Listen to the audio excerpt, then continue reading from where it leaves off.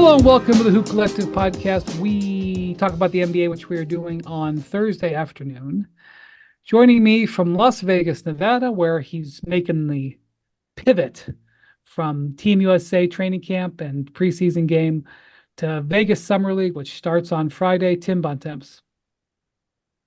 Hello, everybody. How are we doing? And joining me from just down the road here in Dallas, I am in Dallas in an undisclosed location at Dallas-Fort Worth Airport on my way over to the Middle East to catch Team USA now that Bontemps has let him go. Is Bam MacMahon. Howdy, partners. I'd like to point out that Bontemps is in 149-degree heat wearing a black long sleeve shirt. First of all, Just in case anybody wondered about his IQ. it's a dark navy blue, A. Oh, and okay. B, I have barely been outside for days, and I'm going to continue being barely outside for days because it's down to a cool 115 degrees today. It's the lowest I've seen on my phone in days. Sources also told me earlier this week Bontemps was wearing shades indoors, Wendy. That was controversial and is introduced in the group chat. But Listen, all I'm going to, Bontemps was there basically covering for me this week. He will not hear any slander coming from me. All I know is that I'm very happy that there was a day between Team USA and Summer League because I was able to sleep in this morning and there's nothing I had to be to besides the pod because it's been very fun to be around Team USA the last few days. But man, this is a news-making machine of a team, especially coming off of all the stuff that's happened over the past few weeks. So. Tell you what, Bontemps is just like Kawhi. Gets a few days in Vegas and decides he's had enough and he's done. Well, that was part of Fortunately, I have a few more days left in Vegas, but that's a different thing. Yeah. Well, that was the news of the day on Wednesday. Kawhi Leonard withdrawing. I don't even know what the right word is. There was a lot of machinations, Bontemps, about who guided what, whose call it was. At the end of the day, Grant Hill had a press conference before the exhibition game against Canada and basically said it was my call, our call at Team USA. Mark Spears reported that Kawhi in his camp had actually indicated that they were a little concerned about how his knee was responding, but his quotes on the record during the week were that he was going to play. He said to Om Young-Masuk on Tuesday, "I'm going to play tomorrow. I'm going to suit up on Wednesday." And then Wednesday came and he was out. So it's not really a surprise that he's not making the trip. It's a surprise that he even tried in the first place. If you remember, 11 members of Team USA were announced. Were not even announced. They became public. Woj reported them. And there was one spot open. And it was like, okay, that spot's for Kawhi if he can get healthy. And then the next day, there was Kawhi accepting the jersey, even though he was out at that time with a knee injury. And even though he missed, I think, 4 of the 6 games, MacMahon, in that 3 of the series? 6. No, it was 4 of the 6. You're right. I think he missed game 1. He played in games 2 and 3. And missed the final 3 game games. 1.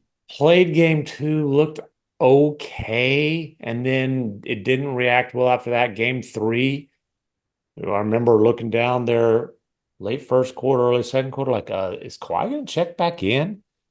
Only played like 24, 25 minutes in game 3, and then that was that. They announced that before game 4 that basically he was out indefinitely. They didn't rule him out of the series, but at that point, like, yeah, this guy.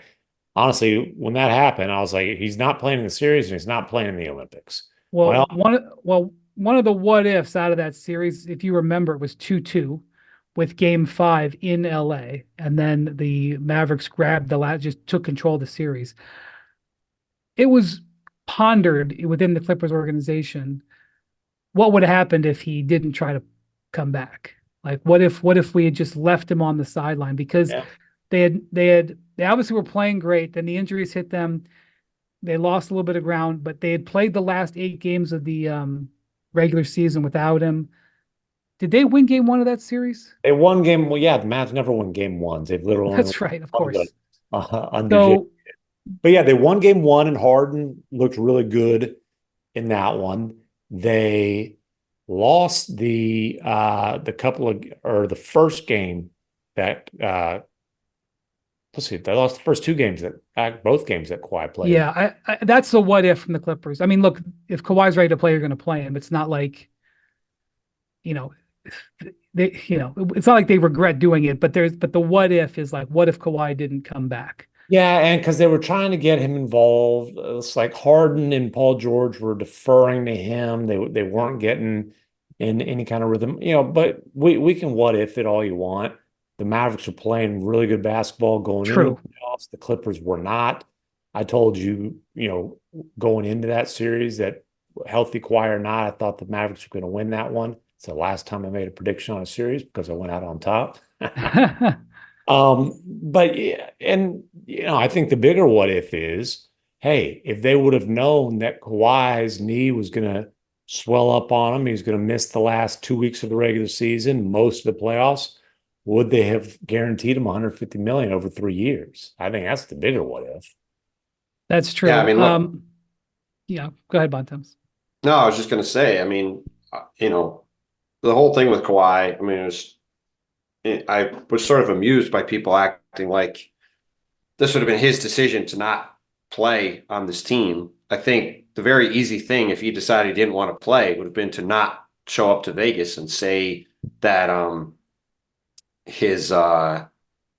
say that he wasn't ready to go, right? Like the guy showed up, practiced for 4 days, did media multiple times. Like the guy clearly wanted to play. He wanted to be on the team. He wanted to be part of what's got a chance to be a really special group, as we saw in this first game on Wednesday when Team USA didn't play very well and dominated one of the three best teams on the planet.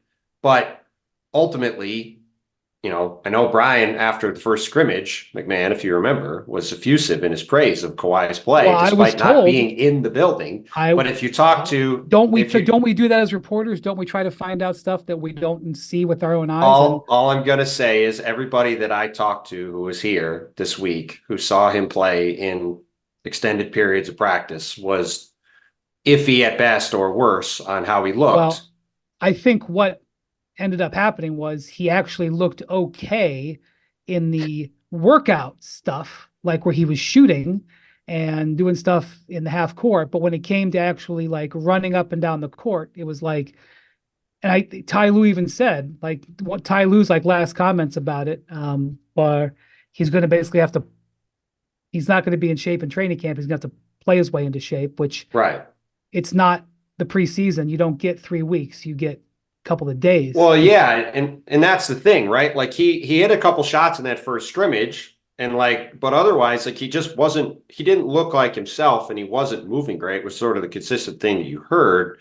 And when you get to Wednesday, right, and you're about to fly to Abu Dhabi and you're going to be gone for a month, like this is the moment when you have to decide, like, are we going to swim or cut bait here with what we've got? And that's why, I mean, look, we knew a month ago during the finals. When Adrian reported that Derrick White could be the replacement for Kawhi Leonard, it was obvious that at that point, Team USA was really thinking about the possibility of this guy not being able to play. And even in the lead up to it, like Steve Kerr said, he expected everyone to be there. There were all these ways that were outs for, is there a possibility this guy's not going to be able to play? And I actually give him a lot of credit for trying to play and wanting to be part of it. But ultimately, I think it made sense to say, look, this isn't worth it for you to try to drag yourself through this thing if you're not ready to go. And we're going to go in a different direction, which obviously it's a shame for him, but it's not a coincidence Lawrence Frank and Mark Hughes were here to watch practice personally. Ty Lue is obviously coaching the team. There was a lot of people paying attention to how this was going, and it was clearly just decided it wasn't going well enough. So the other thing is the Durant aspect of it. So Durant has missed the whole first week. He said that he suffered this calf injury a couple of weeks before training camp. Non-committal on the preseason, the pre-Olympic games, at least the ones in Abu Dhabi next week, which he doesn't have to play in those. But, not being 100% certain of Durant could be a factor. Like if you're not 100% certain on Durant, there's a guy who plays, roughly the same position, and you're not 100%. I think there's optimism, right, Bontemps, that Durant's gonna be able to play, right? They wouldn't take. Yeah, I mean, so our buddy Joe Varden asked Grant Hill after in his presser before the game last night. So you guys sent Kawhi Leonard home. You didn't send Kevin Durant home. Is the expectation that he is going to be able to play here soon? And Grant said we're being extremely cautious, which is what Steve Kerr has said, which is what Kevin Durant has said. He suffered this calf strain about 10 days before camp started, didn't practice at all in the camp, didn't play in the game. Grant Hill said the expectation is he's going to play in Abu Dhabi. That is what Durant also said. They have games on Monday and Wednesday in Abu Dhabi. I think they practice Saturday and Sunday. Derrick White is going to meet the team. Hopefully we'll be there in time for practice on Saturday. So I think the expectation is that Kevin Durant will be able to play in the next few days. And look, if Kevin Durant if this was a more serious injury, I think Kevin Durant would not be on the team as of today. But clearly him going to Abu Dhabi is an indication they believe it's not going to be a big deal. Right. But I think it made it harder to carry a player you weren't sure about physically when you already have another player at the same position you're not sure about physically. Yes. So I don't know if that factored in 10%, 37%, whatever. And as you mentioned, there's been a significant reaction, especially from Jaylen Brown, about Derrick White being picked to be a replacement. As you said, Woj reported that during the finals, like game 2. Literally a month ago. So, yes, obviously the transaction had to take place and Derrick White had to say, yes, here I come, etc. But it was not a surprise to people who may have been surprised to the average fan. It wasn't a surprise to people in the league, and it wasn't a surprise to Jaylen Brown. And I don't want to say anything bad about Jaylen Brown because the dude just won Finals MVP and Eastern Conference Finals MVP and is at the top of his game. And if Jaylen Brown was on the roster, nobody would have a problem with it. He has absolutely earned that spot, and he has played for Team USA before and played reasonably well in China in the World Cup in 19. But Derrick White had been the selection, and Grant Hill had to dance around with various verbiage to explain why. But it was not a surprise to anybody who was with USA Basketball that Derrick White was on the team yesterday. So you knew it was coming, but I'll say if there is significant concern about Kevin Durant, then pivoting to like a big two-way wing might have made sense since you did just lose Kawhi Leonard. And I also think that is where, if you're talking about roster fit, and hey, Derrick White is a better fit on this roster. Okay, but what you're replacing, he's similar to the player he's replacing, where Jaylen Brown is a similar type of player to Kawhi Leonard in terms of a big wing who can score and defend. Well, yes, literally he's a similar player. However, Team USA has Kevin Durant, Jason Tatum, Anthony Edwards, Devin Booker, Drew Holiday, all LeBron James, as all guys who could play from the 2 to 4 spots, and they could play Bam Adebayo and Anthony Davis and Joel Embiid in any combination of those two guys together, right? So really, to me, if you're looking at the group and what they don't have is another guy who can guard ones and two. Like, they have guys who can guard ones and twos, but they don't have a guy that also does what Drew Holiday does, which is play off the ball, is an elite guy guarding ones and twos, very good perimeter shooter, really good connector, doesn't need the ball. These are all things that describe Derrick White, right? And I actually think Derrick White is a better fit in terms of filling in a gap on the roster because, again, they don't really need a like-for-like replacement for Kawhi Leonard because they've got more like-for-like replacements than any team in the world could have for Kawhi Leonard. And let's also be honest, Derrick White is going to show up, be happy to be here, and not say a word if he barely plays. And he's, no offense to Derrick White, who I've obviously raved about all years. We all have. He's a fantastic player. He's the 12th guy on the team because he's the last guy in the door. And so he's probably not going to play very much. Well, he'll show up and not cause any waves. He's the least accomplished guy by far on that roster. And just in terms of honors. Also. I will say this though, like in general, and I'll underline in general, there's two types of teams that are going to be competing for medals. Teams that are guard strength and teams that are big strength. Mm-hmm. And it might not be a bad idea to have in your arsenal going against Jamal Murray and Shea Gilgeous-Alexander, like that, the opportunity to go to Derrick White and Drew Holiday. Well, I tell you, Team USA really struggled to contain those dudes yesterday. Well, that's true. We'll talk about that in a second. But they obviously are leaning into basically having the ability to use 4 bigs. Because LeBron is playing, at least right out of the gate here, LeBron's playing as power forward. Yeah, he's a 4. And they're doing that because they're leaning into making sure everybody is using in their positions, but they're also doing that because they're getting ready to play the big teams like France, like Serbia, like Germany. I don't blame Jaylen Brown for feeling snubbed. No, I don't either, but he didn't get snubbed yesterday. That's the point. That's all. Also, if we're just going on, hey, accomplishments, status in the league, that sort of a thing, you could certainly argue Jalen Brunson would be ahead of him. You could certainly argue Kyrie Irving would be ahead of him, but sure, he's the reigning Finals MVP.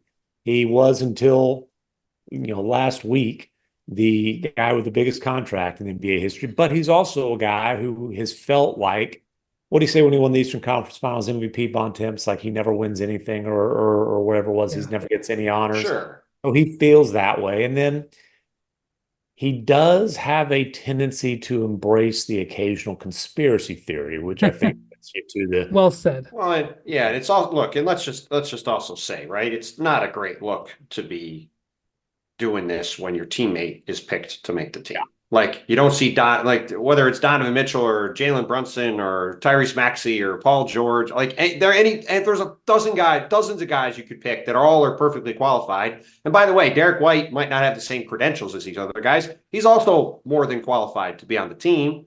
Like it's not a great look to be making it seem like. How could you pick that guy that I just wanted with over me? Yeah, it's just not. Whatever he's trying to do, it's just not a great thing to have out there in the universe. All right, well, let's talk about the guys who are there. So as I've covered Team USA through various training camps and Olympic and World Cup run-ups over the last decade, I've written quite a few stories trying to explain how they look terrible in their first scrimmage and how they look terrible in their first game. It happens. It's the big disadvantage. The US has advantages everywhere else. They have disadvantages in cohesion and chemistry. Canada, who came in, most of these guys, Jamal Murray didn't play in the games for Canada last summer, but he was at their training camp. But most of this team has played together at least one summer, some of them multiple summers. Most of the teams that are in the Olympics, their cores have played together 3+ summers, in some cases 5, 6, 7 years. And so you always have this sort of awkwardness and rust that comes out of the gate for USA basketball. And when they got down, I think, was it 10-1 or 9-1, Bontemps? They missed their first 6 shots, and I think they were down 11-1. And they had 8 turnovers in the first quarter, just throwing the ball all over the place. And I'm like, oh, here we go again. But Bontemps, then they showed why this team could be the best team since I want to say since the Dream Team, but I recognize that 2008 was a big accomplishment, so I don't want to say that. But it's the best team. Our guy Mac 10 said he thinks that team is the best team. I will disagree. This team's well. I mean, well, Mac 10 tends to judge teams on how many Lakers were on them, so. Especially if any of them were named Kobe. Yes. Well, there's 2 Lakers on this. There's 2 Lakers on this team. So just yes, there are. Yes, there are. And look. We have talked about how I believe this team should more or less steamroll everybody. And while recognizing the fact that in a one-off situation, they could play poorly and lose, certainly, especially against some of these teams.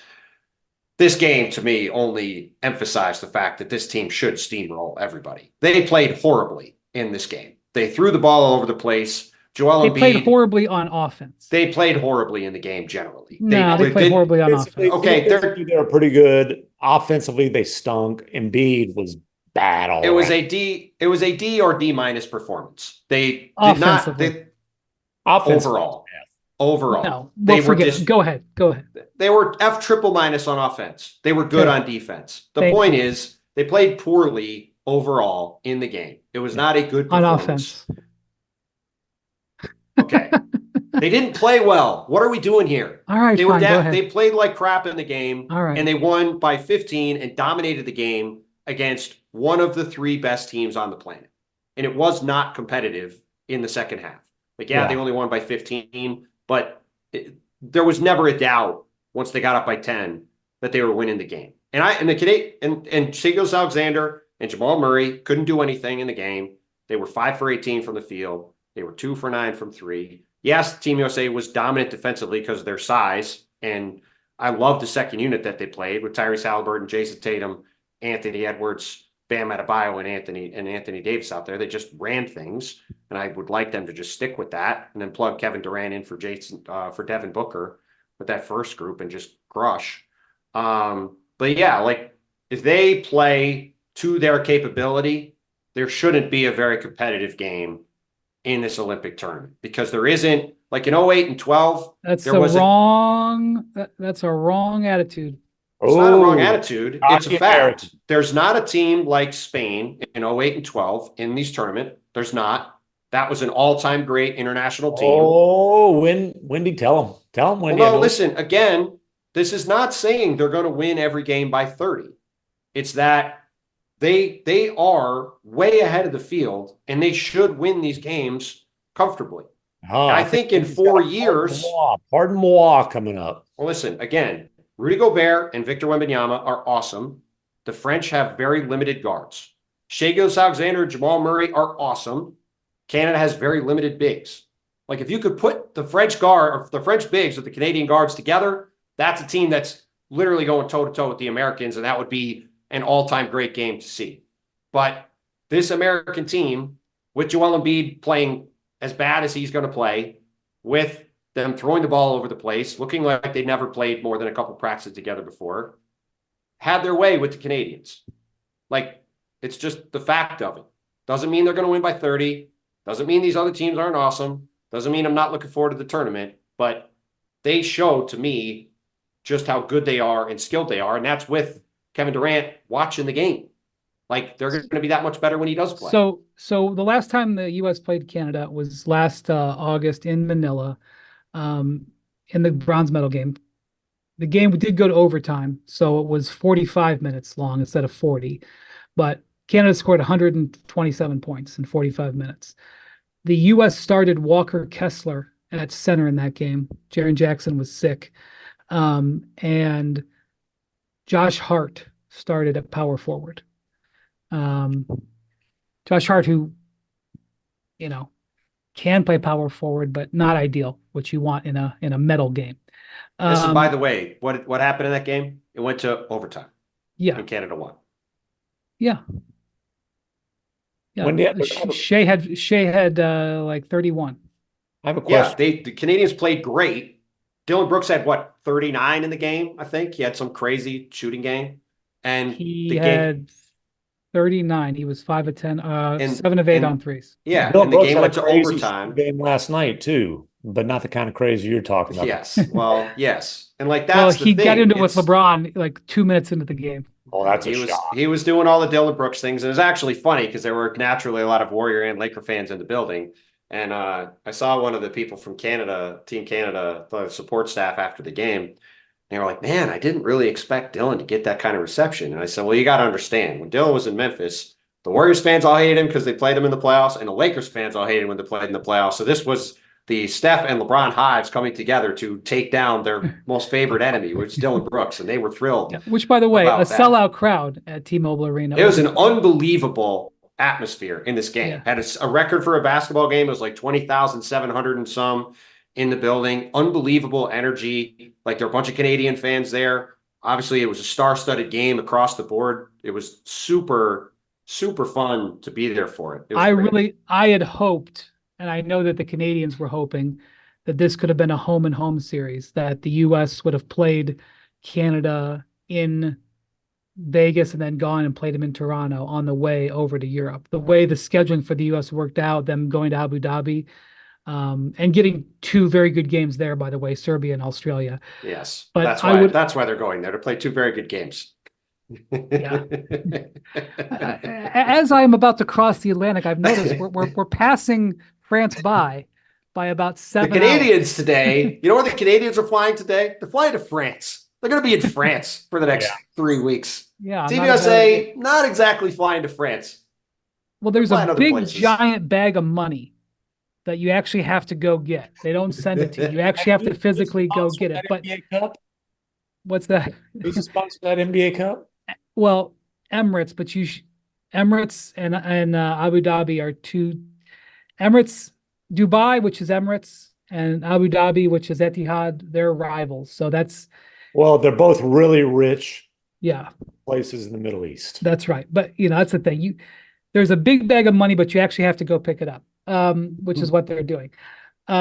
So the US they started LeBron and Embiid at center. Embiid played very poorly. LeBron looked reasonably good. And then when you can come off the bench, I mean, God love Bobby Portis. But the Walker Kessler did start that last game, but Walker Kessler didn't play when No. when Team USA was playing for the gold. They went from playing Bobby Portis and Paolo Banchero at the 4 and 5 spots to Bam Adebayo and Anthony Davis. Jaren Jackson. No, I'm saying off the bench. Yes, that's right. That's right. It's ridiculous. It's a ridiculous team. Seeing Bam and AD come in the first off, the other thing that happened with the second unit, and I'm not going to overreact to the first game. As soon as Ant hit the floor, Ant and Halliburton, I don't know if Halliburton's going to be in the rotation. They only had 10 players last night because Durant was out and Kawhi left. So Halliburton was in the second unit. He made an early case for himself to get minutes because as soon as Ant and Tyrese hit the floor, the game doubled in speed. And you had these two super athletic bigs who were swarming all over the place and two guards who were pressing the tempo. And as soon as those four guys got in, and then by the way, the fifth guy on the floor was Tatum, who was going to be their dominant sixth man. He was dominant sixth man in the last Olympics. As Bontemps said, that unit as your second unit, you can go to the LeBron bully ball, the first unit, the Embiid bully ball, That's the best team on the planet by a significant amount, and it's the second unit for their team. I couldn't say it better. And it's possible that Booker will be on that unit when Durant comes back because Booker started what was likely Durant's spot. So, and Drew Holiday next to Steph Curry is exactly what I thought this team would do, and it's an unbelievable fit. Like Drew Holiday can just guard whoever the best player on the other team is. Just hey, go guard that guy, make some passes, block some shots, make some connecting plays. You don't have to worry about shooting the ball. Like it's a hand in glove fit with him and Steph in the backcourt. And Drew immediately is like, getting an assist, going down, blocking a shot, kicking ahead for another three. Like he did all the same Drew Holiday things he just did for Boston and winning the title. And as you saw in Tokyo, Brian, he obviously was a huge part of that Tokyo team once he got there after winning the title with Milwaukee that summer. Yeah. So more to come on Team USA.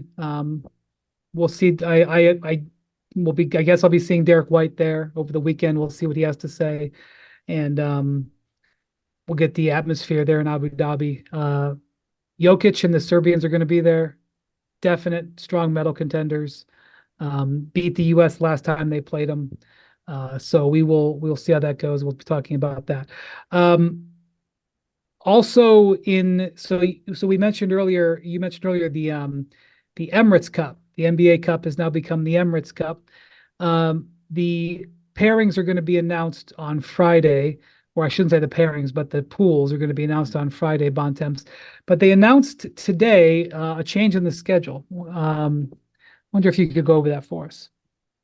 Yeah, so the NBA today is going to have a NBA Cup draw, which last year they just called it the in-season tournament, and then they said they were going to call it the NBA Cup, and now they're calling it the Emirates Cup, and all of that is better than the in-season tournament, which is a ridiculous mouthful that was always awkward to say. Don't name things with a hyphen. It's yes, rough. There was nothing good about just repeatedly having to call it the in-season Not even tournament. like a good acronym, the IST. There was nothing good about it. The NBA Cup and now the Emirates NBA Cup is much better. But so we saw last year that they're keeping the same format that they did for the group stage games, where they're going to have them be on Tuesdays and Fridays for about a month in November and into early December.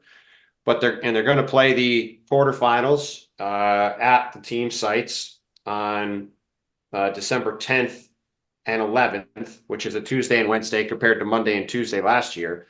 But the especially interesting things are that instead of playing the semifinal on Thursday and the final on Saturday in Las Vegas, with the Hoop Collective live show in between, instead they're now doing. Of course, that was also a key part of the weekend very schedule. key part of the schedule.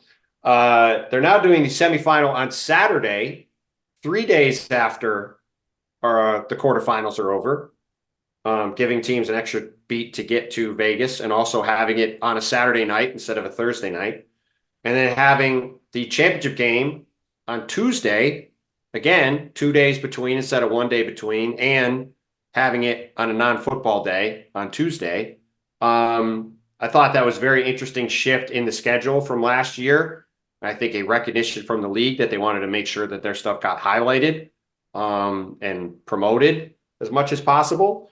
And I think from a quality of play and a quality of crowd standpoint, it gives fans a lot more flexibility and opportunity to be in the building, because as MacMahon talked about a lot last fall, yes, the Lakers were in this thing. They made it very easy. Obviously, it's a super quick trip from LA, LeBron, etc.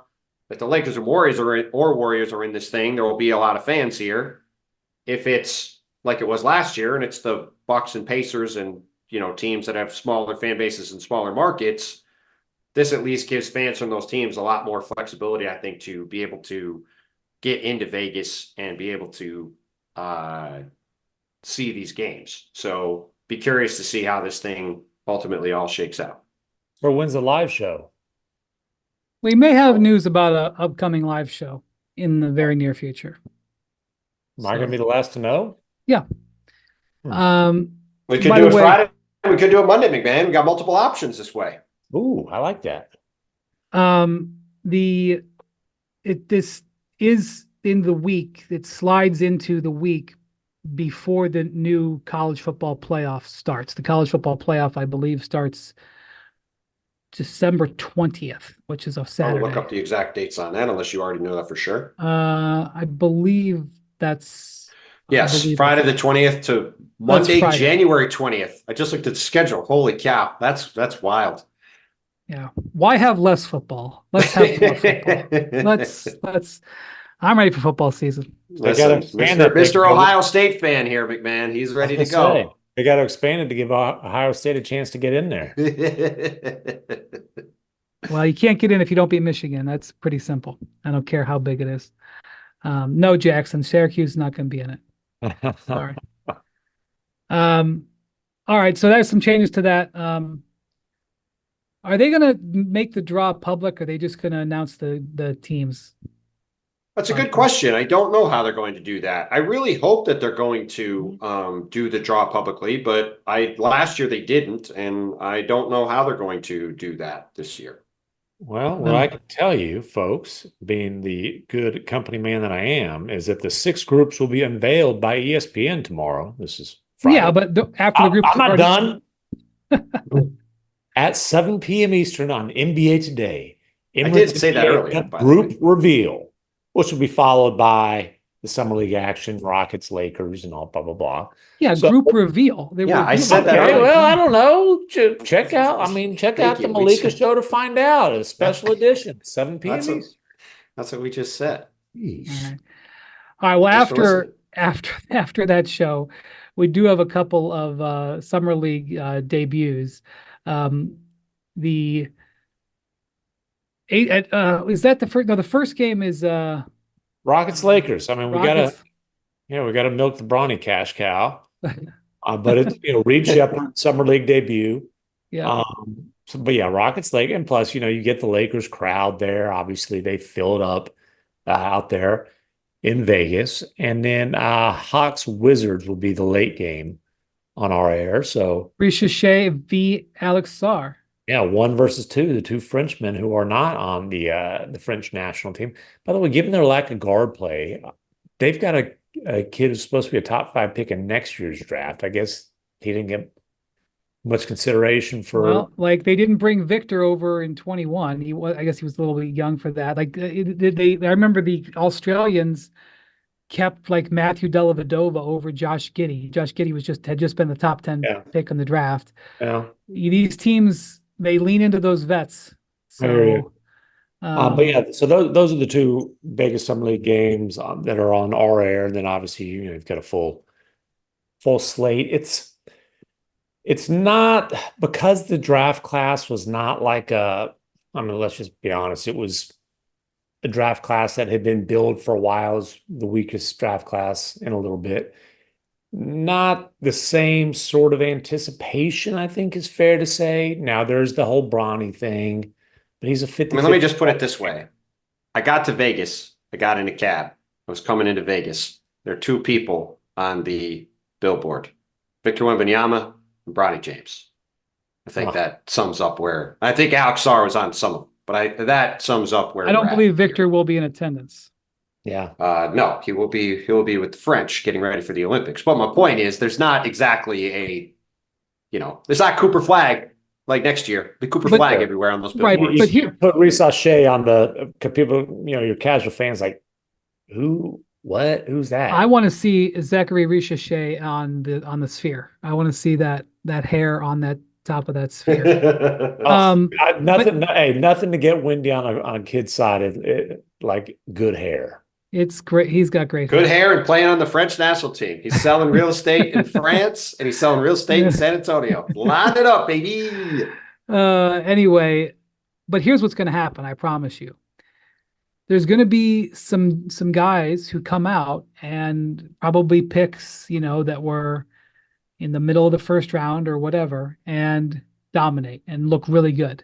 And that's the thing. So I would say two things about Summer League. One, in general, it's not an ironclad rule. In general, if you look good in Summer League, it doesn't necessarily portend you'll be good when you start the season or your rookie year. Mm-hmm. The correlation it's not zero, but it's not a straight line. However, if you look bad in Summer League, that is more of an indicator that you're going to maybe struggle coming out of the gates. That's been my experience watching Summer Leagues for over 20 years.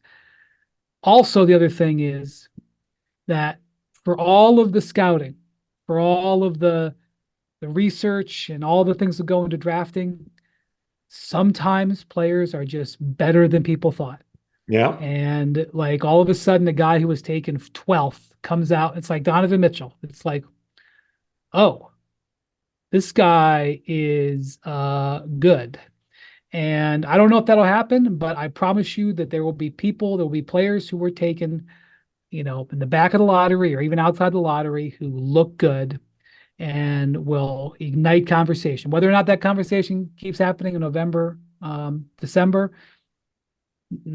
different story, but you can bet that, and that's why. So this Summer League doesn't have the headliners like, oh, you should watch this game on such and such a date, but somebody or two will present themselves. Well, and the other thing that you have to look forward to, and this is you got to watch the first game or two, but you've got the sophomores, the guys who, a lot of times guys who are rotation players or even starters during their rookie seasons, and like last year, Jabari Smith Jr.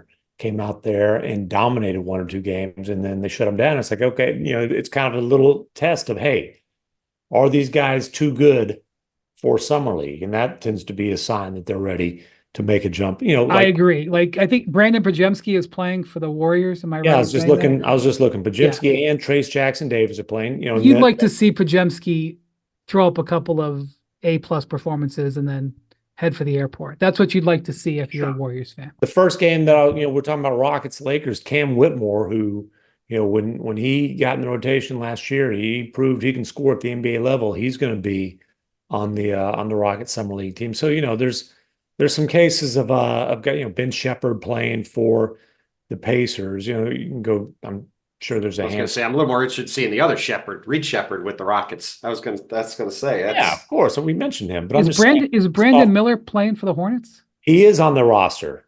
He is on Okay. the roster, actually. Well, that guy should dominate. And he was just here with the select team, so we'll see if he takes part or not. Okay.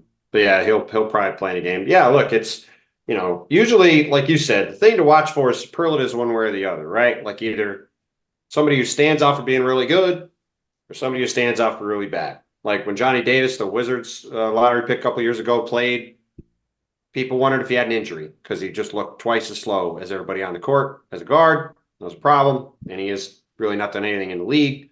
You mentioned Donovan Mitchell. He came and had to get 6 steals in a game, was flying around, making all kinds of plays right out the gate. And you're like, wow, this guy is popping athletically and looking like a different player. Or Keontae George, another guy, like you said, last year through the draft process, he weighed a certain amount. He showed up at Summer League. He'd lost a bunch of weight and he looked way more athletic. And you're like, wow, this guy looks significantly different. That's the kind of stuff you could tend to get out of these things. But individual games here and there, like if a guy has a middling performance, it doesn't really mean anything. True. There's going to be a lot of bigger names who end up with 20 points, and you look at the box score and they were actually 4 of 6, 16. Yes. And they had 9 of 13 at the line or something. And teams have guys here working on certain stuff, like try to do this certain thing or try to do this other thing that you're not as good at. And like there's a lot of stuff that goes into this besides just like go out here and try to win the game. And what you see some of is a guy who played primarily off the ball as a rookie. They'll say, hey, you're our point guard in Summer League. We don't care if you turn over 8 times, 10 times or whatever. Sink or swim at point guard. And like the Grizzlies did that with Desmond Bane after his rookie year. And it was a big part of him developing into, a guy who ended up getting a max contract a few years later. All right. Speaking of Donovan Mitchell, it has been brought to my attention that we have not discussed the Donovan Mitchell contract extension. Cavs Corner. We have on the pod. Too. We have a sponsor for Cavs Corner. Who is it? I have no one. Who is it? Free Gear. Oh, God. What is that? Free Gear, baby. Oh, yeah. Cavs Corner, sponsored by Free Gear. Sponsored by Shayla Hope, a rising pop star out of Cleveland, Ohio, whose manager, Teddy Eisenberg, is a big The Hoop Collective listener. Wow. And they sent me some T-shirts. This is been holding this one back for a while. They didn't send us some T-shirts. They sent MacMahon T-shirts in his endless quest for free gear. What does the IT department do with all this free gear, by the way? There's got to be free gear like flowing out the door of the house at this point. The vast majority of it's in double XL, for those who are wondering. No, what's flowing out of his house is like, lumber, because he's having his kitchen redone and it's ruining his life. It ain't my kitchen, I can assure you of that. No, it's not. No, it's not. So it's been brought to my attention that we haven't talked about the Donovan Mitchell contract extension, and it's been used maybe that the big bad national media not paying attention when a good thing happens to the Cavs. Oh, just sweeping it under the rug after we expressed doubt that such a thing would happen. I assure you, it was not because of that. It's because I talk on Cleveland radio 3 times a week, and I talked about it ad nauseum, and I just forgot to talk about it here. The big Cleveland radio star. I want a Cleveland radio I think the day it happened to talk about it. Talked about how good it was for the Cavs. For Cleveland. No, that was when you were moonlighting as a TV star. We have not discussed this on this podcast. Yeah. Okay. So there was no reason why. Donovan. The thing about it is that Donovan could have.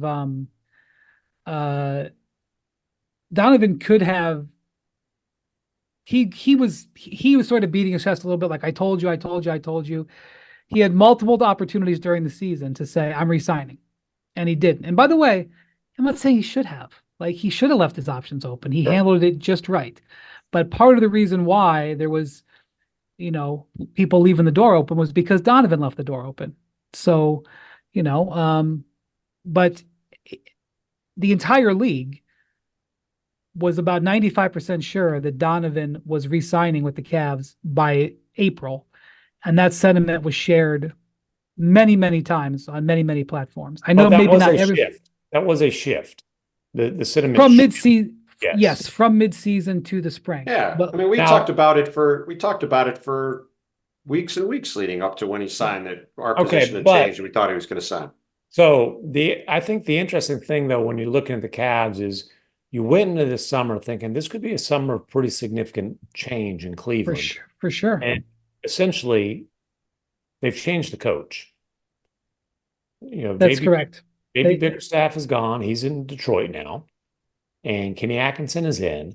But there was this anticipation of, hey, if Donovan's back, well, there's Garland ask out. That, to my knowledge, has not happened. It has not happened as of the Okay. recording of this pod. They have one new player I'm aware of. It's Jalen Tyson, the guy they drafted with the 20th pick out of Yeah, Cal. and then Isaac Okoro is kind of floating out there as a restricted free agent right now. He's in restricted free agent purgatory. Right. But then the other thing, and this to me is really interesting with Kenny Atkinson coming in is, we've talked a lot. Your strong advice was 1-3-1, one ball handler, 3 shooters, 1 big. Well, they still got 2-1-2. And with the 2 bigs, I think this is really interesting because Jared Allen had success, early in his career playing for Kenny Atkinson.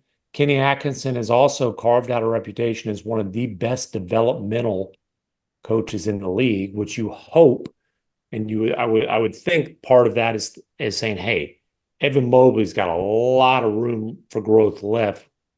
What can Atkinson do with Mobley? I'm still of the opinion that Mobley is a center in the NBA and they need to get value for Jared Allen, but that's my opinion, and that's not what has happened. Well, let me say this about Donovan Mitchell. I said on TV multiple times, getting him to sign this contract is the second biggest signing in team history after LeBron coming back in 2014. We're not talking about an illustrious, history of signing players. So it's not like it's edging out, 4 other MVPs, but it's a huge moment for them. When they got him, they knew they were on the clock for 2 years. They made the playoffs the first year. The second year, they advanced to the second round of the playoffs.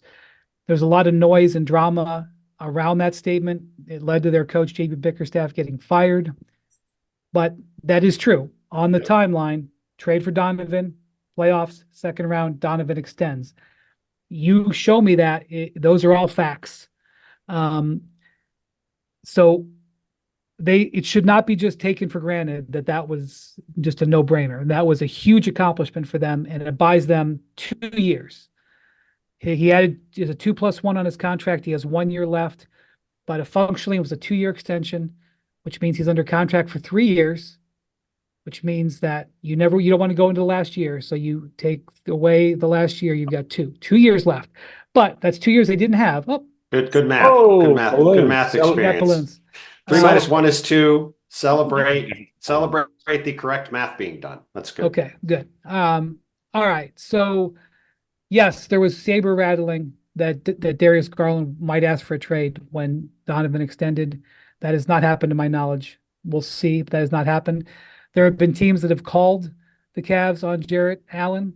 There's been some discussion, but the Cavs have sent out the message that they don't want to trade him. And Kenny Atkinson has pretty much said, I don't want to trade him. So there's a couple of things that could be happening, Bontemps. One, they could be saying, yeah, we know our 4 stars didn't fit together great last year, but now we have a new coach, and we're going to see how that new coach works with that and what he does with Evan Mobley over the summer, even though he's spending most of the summer overseas. But Your favorite team? French national team. And okay, the other thing is maybe they don't like what the trade market is for Darius Garland or Jared Allen right now, and so it's not even if they wanted to trade him, it's not prudent to trade him anyway. So they're going to just hold for now and see what happens. I think they've got to split them to bump up the ceiling of this team, but you've got to get good value when you split them up. And so, if it's not there, it's not like, if you don't do it in the summer, you can't do it. But I don't think that's a tandem that's going to be able to compete for an Eastern Conference title. Yeah, I mean, look, the Cavs. The Cavs are in the same spot they've been in for months, right? Where there's a reason why Kenny Atkinson come in and talked a lot about Evan Mobley. If Kenny Atkinson can turn Evan Mobley into a big that is shooting 3-pointers and becoming a more dynamic offensive player, that changes the ceiling of the Cavs pretty significantly. If Evan Mobley remains a very good defensive player who is an effective offensive player in certain ways, but runs into the same places that Jared Allen runs into, the Cavs are going to more or less remain the same team that they are, which right now, on paper is somewhere in the probably fourth or fifth in the East, probably. You would say they're behind New York and Philly. Yeah, New York, Philly, and Same Boston. file as Milwaukee, probably. Phylum. And look, maybe Kenny Atkinson comes in and they make a lot of stuff work and they look a lot better. But, it is going to be interesting to see what happens there. What happens to Darius Garland? What happens with Evan Mobley? Do those guys develop? Can the Cavs do some other stuff with the roster? But, we've seen these other teams in the East all, Orlando added KCP. New York added Mikal Bridges. Philly obviously added Paul George, Caleb Martin. These teams all made a lot of moves. Cleveland more or less has stayed the same. And, certainly there's going to be some hope and expectation that these young guys will get better. But it's going to be a tricky thing for the Cavs to navigate this and figure out where they're going to go. And, yeah, I mean, look, it's a huge thing that Donovan Mitchell extended. I'm happy for the Cavs and for Cleveland that he stayed there. We've seen this summer, the CBA has started to spread talent around in the way I think the league wanted it to. Seen Paul George change teams, saw KCP and Isaiah Hartenstein change teams. They're probably the five best. At three of the positions, the best player at them changed teams and significantly shifted things around as a result. That's what the league wanted.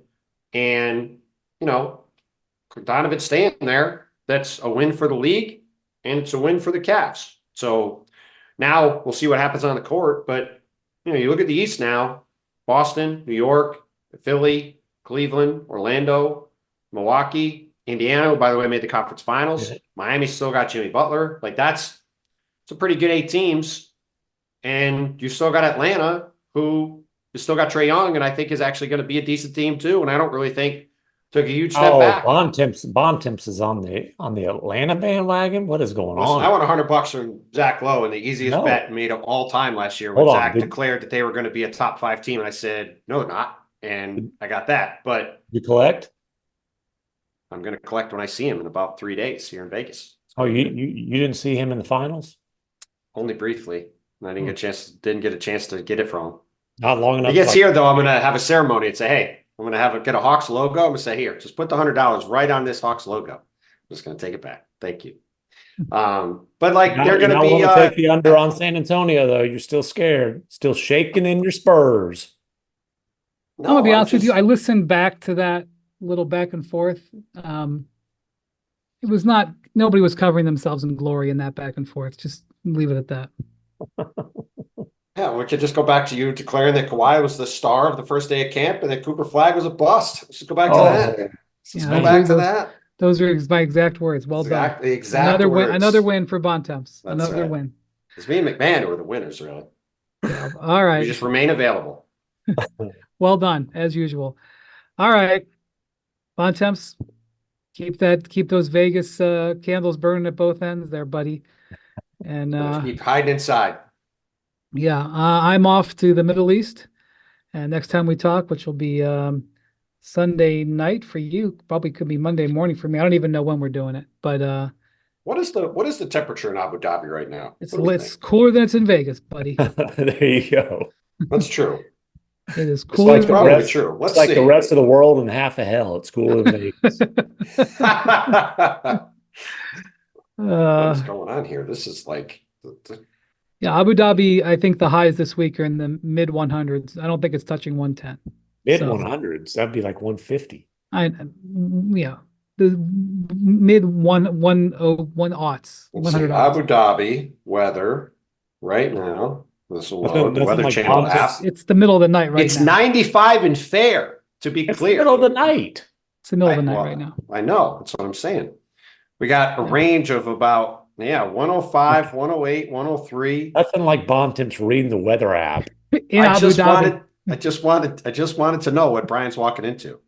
I was curious for his well-being. I'll be in better condition than you. Let's put it that way. Although it's going to go down to a less, just a very comfortable 109 on Sunday. It's there is some humidity. There is some humidity in that desert. It's on the east side of that continent, and therefore there's some humidity. We won't get into all that geography. Geography on the Hoop Collective. Love it. Thank you. Thank you to Jackson, our producer. Thank you to Bontemps. Thank you to MacMahon. Thank you for watching, listening to the Hoop Collective. We'll be talking to you next week. Adios, amigos.